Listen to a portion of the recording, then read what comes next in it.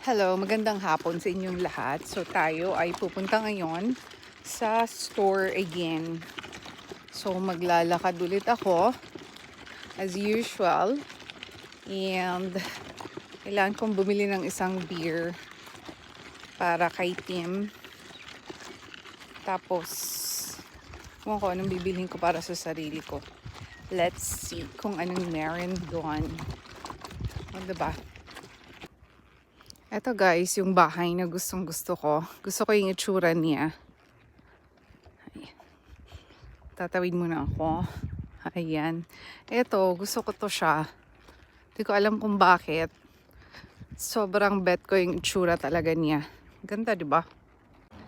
And then, itong rotang to naman. Ito yung pinaka-hate ko pag pauwi na ako kasi masyado siyang paakyat. Tingnan nyo naman. Parang nasa Baguio ka lang. Ayun. Dito. Tsaka ito guys, nyo itong backpackers. Diba? Ganyan siya. Parang nasa Sagada ka lang. Oh, ganyan yung drama. So, pupunta ako dun sa para siyang 7-Eleven. So, yung price niya is parang 7-Eleven. So, ayan, bumili ako ng spicy na pork crackle tsaka Bundaberg na diet beer, root beer. Ginger beer pala. Hindi siya beer, pero ewan ko bakit ginger beer ang tawag dyan.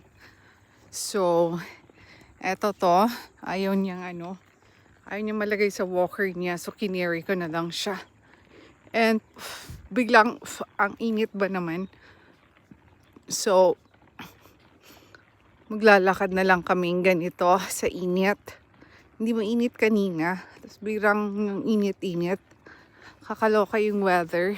Yung sky o biglang nag-separate yung dark tsaka ng clouds.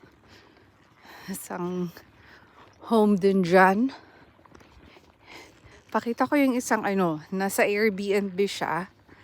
And laging puno siya. Dito lang siya sa side ng kalsada actually. Itong bahay na to. Lagi siyang napupuno.